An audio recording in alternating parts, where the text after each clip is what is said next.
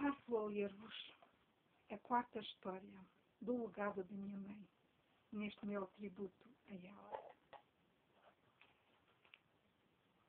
Chama-se O Filho Rebelde. Esta é uma das histórias que o meu pai me costumava contar. Havia um senhor rico que tinha um navio de carga daqueles muito grandes. Era nesse tipo de navios, chamados navios mercantes, que se transportava qualquer tipo de carga, tanto se transportava coisas de comida como outros materiais. O proprietário deste navio era também o seu comandante. Ele era casado e tinha filhos. Há muitos comandantes que não são casados, para não terem problemas, porque andam sempre fora de casa. Mas este senhor tinha esposa e filhos. Um dos filhos deste comandante era muito forte e grande. Então havia sempre sarilhos com os outros rapazes. O pai nunca estava em casa e ele não tinha respeito à mãe. Assim o pai pensou levá-lo com ele para bordo do navio, já que o pai era o proprietário e o comandante. Talvez ele tivesse respeito ao pai e não provocasse desordens no navio com os outros rapazes que trabalhavam a bordo. Só que aconteceu tudo ao contrário. Por tudo e por nada havia logo sarilhos, e ele, como era muito forte, pegava nos outros rapazes e atirava-os ao mar. Os outros rapazes começaram a ter medo dele e já não queriam trabalhar mais no barco. Ora, o pai tinha de ter homens a bordo a trabalhar e já estava desesperado, sem saber o que fazer. Então pensou fazer o seguinte: continuar a levar o filho a bordo e, quando houvesse oportunidade, deitá-lo ao mar. Mas como era seu filho, não tinha coragem de lhe fazer isso. Então decidiu outra coisa. Combinou com alguns homens da sua tripulação que, quando passassem perto de alguma ilha deserta, daquelas que há lá fora, onde não habita ninguém, por isso são ilhas desertas, deixariam o seu filho abandonado na ilha. Assim fizeram. Quando passaram perto de uma ilha deserta, o pai, comandante do navio, deu ordens para alguns dos seus homens arriarem uma baleeira para a água. Baleeira é um barco pequeno que vai em cima do navio. Foi falado que o objetivo da ida à terra era trazer água fresca e alimentos frescos para o navio, pois aquela ilha não tinha habitantes e tinha muitas árvores que davam bons frutos. Assim, lá partiram o filho do comandante e 2 homens da tripulação para a ilha na baleeira.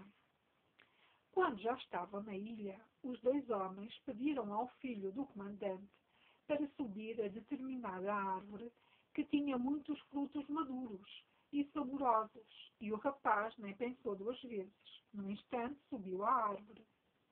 Quando estava lá em cima e começava a tirar frutos para os homens, estes desataram a correr para a baleeira e a remar com todo o vigor para chegarem depressa ao navio e partirem. O rapaz só se apercebeu quando a baleeira ia entrar pelo mar adentro. Assim, chamou por eles, mas eles não responderam e, pelo contrário, ainda remavam com mais vigor, se possível. Então o rapaz compreendeu o verdadeiro motivo daquela saída do navio e nem tentou descer da árvore para os seguir. Decidiu continuar em cima da árvore, porque esta tinha muita fruta, e enquanto houvesse fruta para comer, não sairia de cima dela, pois aquela ilha também estava povoada de animais ferozes, como tigres, leopardos, leões e outros animais selvagens, e ele tinha medo deles. Mas houve um dia que a fruta acabou, e ele teve de sair de cima da árvore para se alimentar, pois já tinha muita fome, e aí é que foi o pior. Porque o rapaz teve de enfrentar as feras, ou elas comê-lo-iam. Como o rapaz era muito forte e alto, começou a lutar com as feras e conseguiu vencê-las. Então, aí perdeu o medo e passou a matá-las. Depois tirava-lhes a pele, fazia uma fogueira e assava a carne. Neste lugar, ele não tinha fósforos, nem petróleo ou gasolina. Então fazia o seguinte: procurava uma pedra e um pau fino e bicudo, e depois esfregava com muita força o pau na pedra, onde antes já tinha posto ervas secas. Assim o pau aquece e pega fogo às ervas secas. Depois era só manter o fogo aceso. Ele de dia comia fruta e à tardinha acendia a fogueira para assar a carne dos animais que caçava e mantinha a fogueira acesa para o aquecer à noite e manter os animais longe dele enquanto descansava. Assim passaram 20 anos. O pai do então rapaz pensava que o seu filho estaria morto, comido pelas feras que habitavam a ilha, pois, apesar da força, ele era um rapaz da cidade e não se saberia defender num ambiente selvagem, hostil. Como já sabemos, não foi isso que verdadeiramente aconteceu. Depois de ter perdido o medo das feras, passou a explorar a ilha para saber o que havia nela e foi descobrir uma caverna na rocha, onde passou a se abrigar quando havia mau tempo. A roupa que ele tinha no corpo, com o tempo, apodreceu e ficou sem roupa nenhuma e passou a utilizar as peles dos animais que caçava. Ele era um rapaz com muito pelo no corpo e o facto de viver nesta ilha sem roupa fez com que o seu corpo se cobrisse ainda mais de pelos, ficasse com barba grande e cabelo comprido. Assim ele parecia um macaco grande. Aquela ilha era mesmo um ponto de abastecimento de alimento dos navios de longo curso, mas só a conheciam alguns, pois não estava divulgada, e aqueles que a conheciam pretendiam guardar bem este lugar secreto para o utilizarem quando sentissem necessidade. Quando precisavam de falar da ilha, diziam precisamente o contrário da verdade. Assim ninguém se atrevia a passar por lá.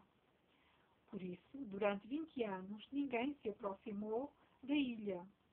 Mas aconteceu. Certo dia, atracou perto da ilha um navio que negociava animais selvagens vivos para jardins zoológicos e circos, e esta ilha era um dos seus locais de boa caça. Quando os caçadores, vindos do navio, começaram a andar pela ilha, não viam nenhum animais selvagens e começaram a estranhar o facto, pois já conheciam muito bem a ilha. Quando chegaram perto da caverna onde o rapaz se abrigava, um deles entrou nela. E qual não foi o seu espanto quando vê um monte enorme de ossos? Foi logo chamar os outros colegas. Entraram todos, de rompante, e todos ficaram admirados com o que viram. De repente, começaram a ouvir uns urros muito grandes e um deles vai a espreitar e vê um grande macaco ao longe. Os outros aproximaram-se dele e disseram que parecia mais um homem primitivo do que um macaco. Decidiram regressar o mais depressa possível para o navio para trazerem todo o equipamento necessário para caçar aquele homem macaco e vendê-lo por bom dinheiro a um jardim zoológico. Passados alguns dias, lá voltaram os mesmos homens àquela ilha, e com o equipamento que levavam foi fácil caçar aquele homem com uma armadilha bem preparada e venderam-no a um jardim zoológico. Já na jaula, aquele homem não tocava na comida que os tratadores lhe punham lá dentro, pois tinha levado 20 anos a comer carne crua. Nem sempre era possível acender a fogueira devido à umidade do ar ou à chuva, e depois o próprio se foi desleixando, pois dá muito trabalho fazer fogo, como já repararam, quando foi explicado o processo. Assim, as refeições que se tomam em casa já não faziam nenhum sentido para aquele homem. Então, os tratadores decidiram dar-lhe a carne